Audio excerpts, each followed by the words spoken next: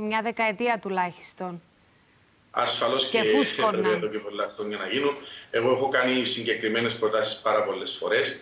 Όσον αφορά το συγκρότημα, αν θυμάστε, από το 2020 απασχολεί τη δημοσιότητα, είχα κουραστεί πλέον να καταγγέλλω τη συγκεκριμένη εταιρεία, τον μεγαλοεπιχειρηματία, ο οποίος ουσιαστικά για αυτός είχε κάνει μια εγκατάλειψη σε ένα συγκρότημα το οποίο το πούλησε το 2008 στους πελάτες, δηλαδή πούλησε τα διαμερίσματα. Εισήρθε μέσα αργότερα και το έκανε εγκατάλειψη και τα νίκιαζε, εντελώς παράνομα.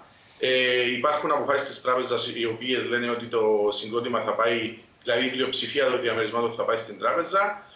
Συνέχιζε να κάθεκτος αυτός ο μεγαλοεπιχειρηματίας. Ασφαλώς και βρήκε συνεργάτες και συμμάχους τη συγκεκριμένη ΜΚΟ, αφού και η γυναίκα του αρχηγού της συγκεκριμένης μη κυβερνητικής οργάνωσης είναι η δικηγόρος του μεγαλοεπιχειρηματία. Έκαναν τις δουλειές τους μαζί με 10-15 σύλλους που μένουν στη Χλώρακα, οι οποίοι είχαν τις εργοληπτικές τους, είχαν τα μίνι μάρκετ τους, τα οποία λειτουργούσαν σαν και τράπεζες, αν θέλετε, αλλά και οι άλλοι με την αδειότητα εργασία που είχαν κάποιες μικρές εταιρείες εργολάβων.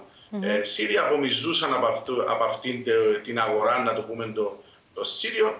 Ειδικά τους τελευταίους 6 μήνες έχουν μπει στην Κύπρο νεαροί Σύριοι φανατικοί μουσουλμάνοι και διέμειναν καμιά 300 μέσα στο Σεν Νίκολας. Από αυτούς απομυζούσαν όλοι αυτοί οι τρεις που σας είπα, μεγαλοεπιχειρηματίας, ΜΚΟ και 15 Σύριοι. Ένα τρανό παράδειγμα είναι ο Σύρος που βγήκε στην τηλεόραση του ανθρώπου του θύχτηκαν τα οικονομικά συμφέροντα, αφού πουλούσε ναρκωτικά στους φανατικούς μουσουλμάνους, αντιλαμβάνεστε, τους έπαιρνε για αδειλωτική εργασία, τους έκανε ευκολίες. Άμα έκαναν και κανέναν παράπτωμα, έδιναν και πληροφορίες στην αστυνομία για να φοβούνται όλοι αυτοί. Και αυτό ήταν το σύστημα που τους ελέγχει. Το τελευταίο διάστημα όμως. Σαν ταινία είναι αυτό που το λέτε. Έτσι, είναι σαν. Ναι, έτσι το λέτε σαν ταινία και το ξέρετε εσείς, άρα το ξέρουν κι άλλοι. Το θέμα είναι γιατί δεν γινόταν τίποτα τόσα χρόνια, κύριε Ηλιασίδη.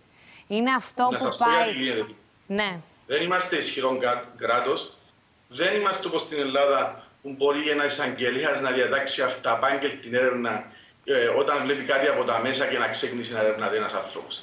Για να γίνει κάτι, για να ξεκινήσει μια μικρή έρευνα, πρέπει ουσιαστικά ένας πολίτης, ένας κοινοτάρχης, ένας δήμαρχος να εξιχνιάσει την υπόθεση. Να γίνετε εσείς on detective, ας πούμε. Να γίνετε εσείς on detective, να έχετε όλα τα στοιχεία εσείς για να μπορεί κάπου να πατήσει αυτό και να γίνει μια αρχή. Και αν γίνει πάλι, δηλαδή, δεν είναι και σίγουρο ότι θα γίνει, αλλά λέμε. Κατάλαβα. Ναι, πείτε μου. Ναι. Εμείς τώρα επειδή όταν είχαμε κόψει τον ορόστο συγκρότημα, πιστέψαμε ότι θα επέλθει η νομιμότητα και το δίκαιο στην κοινότητα μας.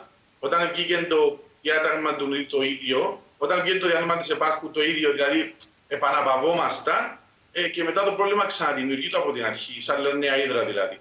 Τώρα έχουν γίνει αυτά τα συμβάντα, έχουν γίνει τόσα επεισόδια.